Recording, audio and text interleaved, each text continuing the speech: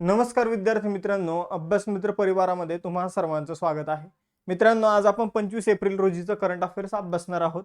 Lecture सुरू करण्यापूर्वी बघा, आपल्या मध्यंतरीच्या काळात करंट अफेअर्सचं लेक्चर झालं नाही, कारण आम्हाला नागपूरला बोलवण्यात आलं होतं पॉडकास्टसाठी. महाराष्ट्र दिनाबाबत एक पॉडकास्ट होता. ठीक आहे, तर आपल्या मराठी माणसांना माहिती आहे महाराष्ट्र दिनाचं महत्त्व काय आहे काय नाही, पण पूर्ण ऑल ओव्हर इंडिया लोकांना माहीत नाही. तर त्यासाठी एक पॉडकास्ट होतं, त्याला बोलवण्यात आलं होतं. मग त्यामुळे मी तिकडे गेलेलो होतो, त्यामुळं करंटचं लेक्चर झालं नाही. आणि या महिन्यात करंटचे लेक्चर जे आहे ते आपलं रेग्युलर झाले नाही. त्यामुळे आपण एक या महिन्याच्या एंडिंगला किंवा मेच्या 1-2 तारखेला संपूर्ण एप्रिलचा एक करंट अफेअर्सचा व्हिडिओ बनवून अपलोड करूया. सुरुवात करूया आजचं लेक्चर. त्यापूर्वी राज्यसेवा पूर्व परीक्षेसाठी आपण विजयश्री बॅच सुरू केलेली आहे बघा मित्रांनो. कंबाईन गट क पूर्व परीक्षेसाठी लक्ष्य बॅच, त्यानंतर कंबाईन गट ब आणि गट क परीक्षेसाठी फाउंडेशन बॅच 2.0, कंबाईन गट ब मुख्य परीक्षेसाठी यशस्वी बॅच.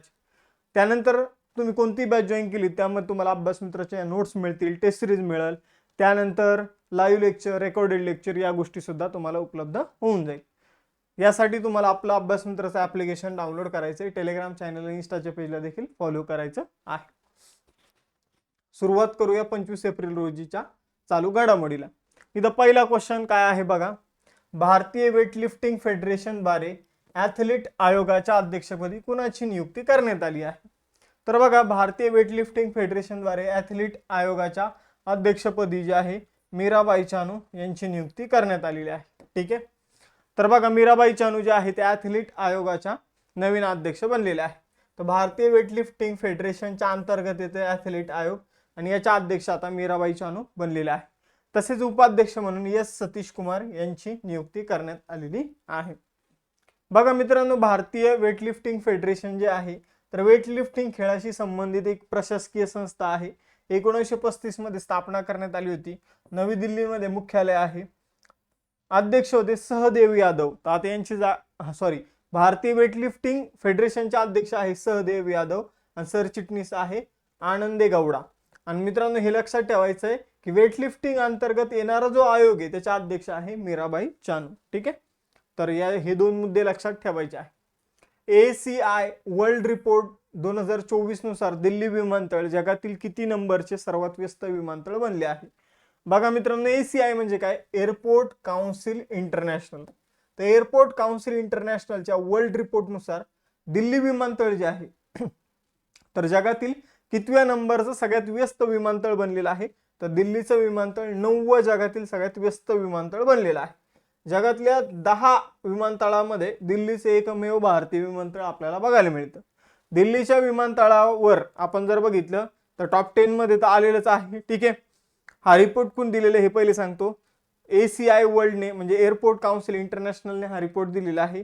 मॉन्ट्रियल कॅनडामध्ये यांचं मुख्यालय आहे. ठीक आहे, तर यांच्या रिपोर्टनुसार जर बघितलं तर हार्टफील्ड जॅक्सन अटलांटा विमानतळ हे सगळ्यात जास्त विमान वाहतूक करणारं किंवा प्रवाशांची वाहतूक करणारं विमानतळ आहे. दुसरं आहे दुबईचं आंतरराष्ट्रीय विमानतळ. तिसरं आहे डलास फोर्ट वर्थ आंतरराष्ट्रीय विमानतळ जे अमेरिकेचं आहे. ठीक आहे, आणि मग आपल्या दिल्लीचं विमानतळ जे आहे मित्रांनो ते कितव्या क्रमांकावर? 9व्या क्रमांकावर आहे. आपण जर बघितलं तर दिल्लीच्या विमानतळाने आपण जर बघितलं तर व्यस्त विमानतळाच्या बाबतीत 9वा क्रमांक आहे. 77 दशलक्ष प्रवासी जे आहे ते एका वर्षामध्ये दिल्लीच्या विमानतळावरून त्यांनी प्रवास केलेला आहे.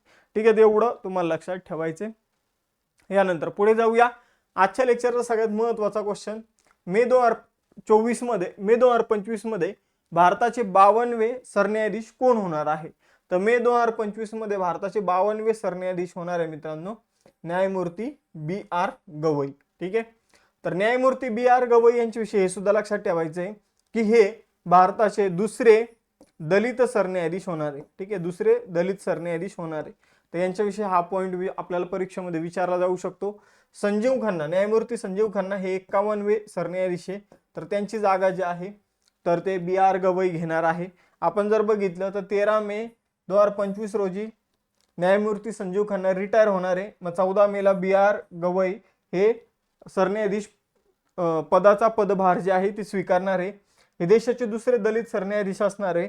यांच्या पूर्वी पहिले दलित सरन्यायाधीश होते KG बालकृष्णन. ठीक आहे, यानंतर पुढे जाऊया. सरन्यायाधीश पदाविषयी जाणून घेऊया.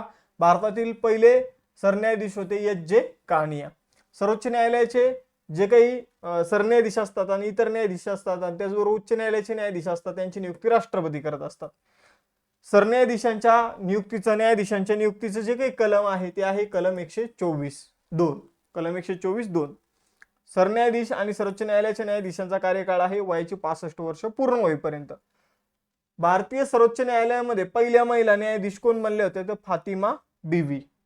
त्यानंतर सध्या सर्वोच्च न्यायालयामध्ये 34 न्यायाधीश यापैकी एक सरन्यायाधीश आणि 33 इतर न्यायाधीश. ठीक आहे. आणि आपण जर बघितलं तर सर्वोच्च न्यायालयातील न्यायाधीशांची संख्या जर वाढवायची असेल तर तो अधिकार संसदेला देण्यात आलेला आहे. यानंतर चौथा क्वेश्चन, तिरंदाजी विश्वचषक 2025 पहिल्या टप्प्यात भारताने किती पदक तालिकेमध्ये कोणतं स्थान प्राप्त केलेले? तर तिरंदाजी विश्वचषक सुरू आहे, त्याचा पहिला टप्पा आता एप्रिलमध्ये पार पडलेला आहे. या पहिल्या टप्प्यामध्ये भारताने 4थं स्थान जे आहे ते प्राप्त केलेलं आहे. मी तुम्हाला पहिले 3 दाखवतो. पहिल्या क्रमांकावर मेक्सिको 6 पदकं जिंकली, त्यामध्ये 3 सुवर्ण पदकं आहे. दुसऱ्या क्रमांकावर चीन 4 पदकं ज्यामध्ये 2 सुवर्ण पदकं. तिसऱ्या क्रमांकावर अमेरिका 6 पदकं ज्यामध्ये 1 सुवर्ण पदक आहे. आणि भारत जो आहे तो 4थ्या क्रमांकावर 1 सुवर्ण पदक आहे. मग आता भारत आणि अमेरिकेमध्ये दोघांकडे पण 1-1 सुवर्ण पदक आहे. तरी अमेरिका आपल्या वर कसं काय, आपल्या पुढे कसं काय, कारण त्यांच्याकडे 2 रौप्य पदक आहे आणि आपल्याकडे फक्त 1च रौप्य पदक आहे. ठीक आहे. रौप्य पदक पण सेम असते तर मग कांस्य पदकांचा विचार करण्यात आला असता. ठीक आहे. तर अशा प्रकारे भारताने जर आपण बघितलं तर 1 सुवर्ण पदक, 1 रौप्य पदक आणि 2 कांस्य पदकं जिंकून 4 पदकं जिंकून भारत 4थ्या क्रमांकावर आलेला आहे. एवढं आपल्याला लक्षात ठेवायचं. यानंतर पुढे जाऊया. मार्च 2025 मध्ये ICC men's player of the month म्हणून कुणाची निवड झालेली आहे? तर ICC player of the month March महिन्यासाठी बनलेला आहे श्रेयस अय्यर. श्रेयस अय्यरने जो काही चॅम्पियन्स ट्रॉफी मध्ये जो काही परफॉर्मन्स दाखवलेला आहे आणि 243 धावा केलेल्या आहे, त्यामुळं त्याची निवड इथं मार्च महिन्यासाठी प्लेअर ऑफ द मंथ म्हणून करण्यात आलेली आहे. त्याने जेकब डफी, सचिन रवींद्र यांच्यासारखं कॉम्पिटिशन त्याला होतं, पण त्याने यांना मागे टाकून हे जे पुरस्कार आहे, हा जो अवॉर्ड आहे हा मिळवलेला आहे. 6वा क्वेश्चन, उत्तर प्रदेश सरकारच्या झिरो पॉवर्टी योजनेचं नाव कोणाच्या नावावर ठेवण्यात येणार आहे? तर डॉक्टर बाबासाहेब आंबेडकर यांच्या नावाने उत्तर प्रदेशमध्ये झिरो पॉवर्टी योजना जी आहे ती सुरू करण्यात येणार आहे. बघा मित्रांनो, डॉक्टर बाबासाहेब आंबेडकर जयंती अलीकडे सेलिब्रेट करण्यात आलेली आहे. 135वी जयंती होती आणि या जयंतीच्या निमित्ताने मुख्यमंत्री योगी आदित्यनाथ यांनी घोषणा केली की उत्तर प्रदेशमध्ये जो झिरो पॉवर्टी अभियान राबवण्यात येईल त्याला भारतरत्न डॉक्टर बाबासाहेब आंबेडकर यांचं नाव देण्यात येणार आहे. यानंतर पुढचा क्वेश्चन, लेजंड्स ऑफ एंडोस्कोपी पुरस्कार 2025 ने कोणाला सन्मानित करण्यात आलेले? तर लेजंड्स ऑफ एंडोस्कोपी पुरस्कार जो आहे मित्रांनो हा जपान मार्फत देण्यात येतो. ठीक आहे. एंडोस्कोपी म्हणजे काय असतं? शरीरातले आतले जे अवयव असतात तर एक छोटीशी नळी शरीरामध्ये टाकली जाते आणि त्याच्या माध्यमातून जे काही शरीरामध्ये ऑपरेट वगैरे केलं जातं. ठीक आहे. तर याला एंडोस्कोपी म्हटलं जातं. मग आता लेजंड्स ऑफ एंडोस्कोपी पुरस्कार हा डॉक्टर डी नागेश्वर रेड्डी यांना प्रदान करण्यात आलेला आहे. आपण जर बघितलं तर AIG हॉस्पिटल हैदराबादचं आहे. याचे अध्यक्ष डी नागेश्वर रेड्डी. हे स्पेशलिस्ट आहे गॅस्ट्रो इंटेस्टायनल एंडोस्कोपी. आता गॅस्ट्रो इंटेस्टायनल एंडोस्कोपी काय आहे? तर यामध्ये काय केलं जातं तर एक ट्यूबचा वापर करून पोट, आतडे आणि इतर अवयवांची तपासणी केली जाते, सर्जरी केली जाते. ठीक आहे. तर यांना लेजंड्स ऑफ एंडोस्कोपी नावाचा पुरस्कार देण्यात आलेला आहे आणि जपान मार्फत हा पुरस्कार दिला जातो. आता महत्वाचे पुरस्कार बघूया. इथं 34वा सरस्वती सन्मान भद्रेश दास यांना मिळाला. एबेल पुरस्कार मसाकी काशिवारा यांना मिळाला. साहित्य अकादमीचा अनुवादाचा पुरस्कार जो इंग्रजी भाषेसाठी देण्यात आला तो अनु सुर रहमान यांना मिळाला. संगीत कलानिधी पुरस्कार आर श्रीराम कुमार यांना मिळाला. स्टॉकहोम वॉटर प्राइज जे आहे ते गुंटूर ब्लँकेल यांना मिळालेले आहे. 59वा ज्ञानपीठ पुरस्कार विनोद कुमार शुक्ला यांना प्रदान करण्यात आला. युनायटेड किंगडम सरकारचा जीवन गौरव पुरस्कार चिरंजीवी यांना देण्यात आला. प्रवाह आणि सारथी अशा इनिशिएटिव्हसाठी रिझर्व्ह बँक ऑफ इंडियाला डिजिटल ट्रान्सफॉर्मेशन अवॉर्ड देण्यात आलेला आहे. नॉर्वेचा हॉलबर्ग पुरस्कार गायत्री चक्रवर्ती स्पिओक यांना मिळाला आणि एंजेला स्वामी यांना मिसेस युनिव्हर्स 2025 पुरस्कार मिळालेला आहे.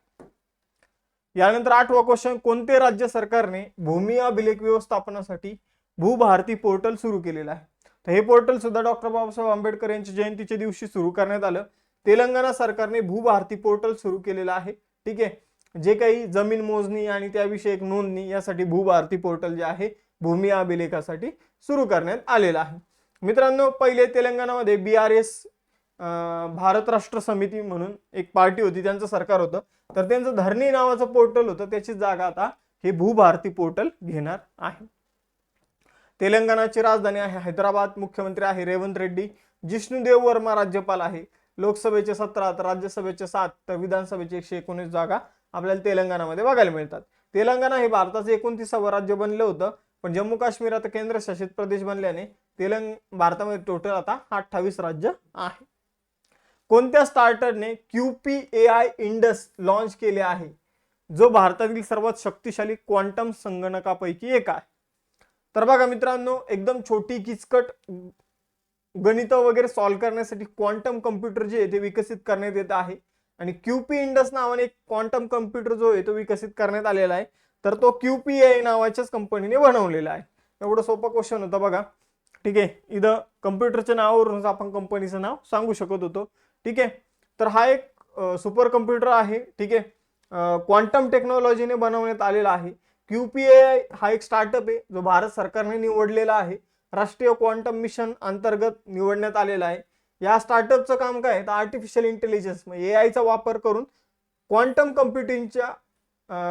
कम्प्युटिंगद्वारे संगणक निर्माण करणं. ठीक आहे, तर आपण जर बघितलं क्वांटम संगणक हा एक संगणक आहे जो क्वांटम मेकॅनिक्सच्या तत्वाचा वापर करून गणना करतो, जो पारंपरिक कम्प्युटरपेक्षा खूप जटिल समस्या जो आहे आणि फास्ट जलद सोडू शकतो. त्यानंतर इम्पॉर्टंट क्वेश्चन बघा, कोणते राज्य देशातील पहिले पूर्ण डिजिटल साक्षर राज्य बनणार आहे? अजून बनलं नाही पण बनणार आहे. ठीक आहे, तर कोणते राज्य देशातील पहिले पूर्ण डिजिटल साक्षर राज्य बनण्याच्या मार्गावर आहे तर ते आहे केरळ.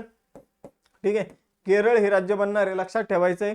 बघा मित्रांनो, केरळमध्ये पुल्लमपारा नावाची ग्रामपंचायत आहे जी देशातील पहिली 100% डिजिटल साक्षर ग्रामपंचायत बनलेली आहे. डिजिटल साक्षरता म्हणजे काय तर सगळ्या लोकांना डिजिटल समजून घ्या, व्यवहार करता आले पाहिजे, त्यांना डिजिटली गोष्टी माहीत असल्या पाहिजे, फोन हँडल करता आला पाहिजे. ठीक आहे, तर याला डिजिटल साक्षर म्हणलं जातं. बँक अकाउंट त्यांचं असलं पाहिजे, बँकेतून पैसे काढता आले पाहिजे. ठीक आहे, तर हे डिजिटल साक्षर. कुणी फ्रॉड वगैरे येत असतील तर त्यापासून लोकांना त्याची ऑलरेडी माहिती असली पाहिजे की हा कॉल कसा असणार आहे, फ्रॉड असणार आहे. ठीक आहे, तर याबाबतची जी माहिती असते तिला डिजिटल साक्षरता म्हटलं जातं. तर डिजिटल साक्षर केरळ बनण्याच्या मार्गावर आहे, कारण तिथल्या ग्रामपंचायत सुद्धा तर डिजिटल साक्षर बनत चाललेले आहे. Khelo India youth games 2025 Shubhankar म्हणून कुणाची निवड करण्यात आलेली? पहिली गोष्ट, खेलो इंडिया युथ गेम्स 2025 जे आहे ते बिहारमध्ये होणार आहे. कुठं होणार आहे? बिहार. आणि आपण जर बघितलं 2025 जो खेलो इंडिया युथ गेम्स आहे त्यासाठी शुभंकर जो आहे, आता इथं तुम्हाला काय दिसतोय, हा सिंह दिसतोय, पण हा हत्ती आहे आणि त्याच्या डोक्याला फक्त सिंहाचं जे केस आहे ते तुम्हाला बघायला मिळतात. त्यामुळे गजसिंह नाव लक्षात ठेवायचं. गज म्हणजे हत्ती आणि हा हत्ती कोणासारखा दिसतो? सिंहासारखा. तर गजसिंह हा खेलो इंडिया युथ गेम्स 2025 चा काय असणार आहे? शुभंकर असणार आहे. मग खेलो इंडिया युथ गेम्सची ही 7वी आवृत्ती असणार, लक्षात ठेवायचं. बिहारमध्ये याचं आयोजन होणार आहे. 4 ते 15 मे दरम्यान आयोजन होणार आहे आणि थीम असणार आहे colours of sport with Bihar. यानंतर 12वा क्वेश्चन, पंतप्रधान नरेंद्र मोदी यांनी औष्णिक विद्युत केंद्राच्या 3ऱ्या युनिटची पायाभरणी कुठे केलेली आहे? तर बघा मित्रांनो, औष्णिक विद्युत केंद्राच्या 3ऱ्या युनिटची पायाभरणी अलीकडे आपण जर बघितलं यमुनानगर हरियाणामध्ये करण्यात आली. यमुनानगर हरियाणामध्ये आपण जर बघितलं तर Deenbandhu Chhoturam thermal power plant मध्ये 800 मेगावॅटची एक आपण काय म्हणूया ते एक भट्टी जी आहे, युनिट जी आहे, तर ती त्याची पायाभरणी करण्यात आली आणि लवकरात लवकर इथं सुद्धा 800 मेगावॅट एवढ्या क्षमतेची वीज जी आहे ती निर्माण केली जाणार आहे. ठीक आहे, तर अशा प्रकारे आजचे क्वेश्चन इथं संपलेले. तुम्हाला 2 टेस्ट क्वेश्चन दिलेले, ते सांगायचे, तुम्हाला त्याची उत्तर द्यायची. भारताचे 52वे सरन्यायाधीश कोण होणार आहे आणि त्यानंतर कोणते राज्य देशातील पहिले पूर्ण साक्षर राज्य बनणार आहे, या 2 क्वेश्चनची उत्तर द्या. आणि त्याचबरोबर तुम्हाला जर बॅच जॉईन करायचे असतील तर राज्यसेवा पूर्व परीक्षेसाठी बेस्ट विजयश्री बॅच आहे. कोणती बॅचचा रिझल्ट जो आहे तो 50% पेक्षा जास्तच तुम्हाला क्वेश्चन दिसतील लेक्चर्स मधून. कंबाईन घटक पूर्व परीक्षेची लक्ष्य बॅच आहे. त्यानंतर कंबाईन गट ब आणि गटक परीक्षेसाठी फाउंडेशन बॅच 2.0 आहे. कंबाईन गट ब मुख्य परीक्षेसाठी यशस्वी बॅच आहे. त्याचबरोबर आपल्या अभ्यास मित्राच्या नोट्स आहे. या नोट्स टेस्ट सिरीज तुम्हाला lectures, live lecture, recorded lecture एकाच बॅच मध्ये मिळणार आहे. तुम्ही जी बॅच जॉईन कराल त्या बॅच मध्ये हे सगळं उपलब्ध होऊन जाईल. यासाठी तुम्हाला अभ्यास मित्राचं ऍप्लिकेशन डाउनलोड करायचे, टेलिग्राम चॅनल लेक्चरच्या नोटिफिकेशनसाठी आणि महत्त्वाच्या इन्फॉर्मेशनसाठी आणि तुम्हाला इथं इन्स्टाचं पेज जे अभ्यासविषयक रील्ससाठी तुम्ही जॉईन करू शकता. थांबूया मग मित्रांनो, आपण इथं भेटूया नेक्स्ट सेशनमध्ये. चलो बाय बाय एव्हरीवन, जय हिंद.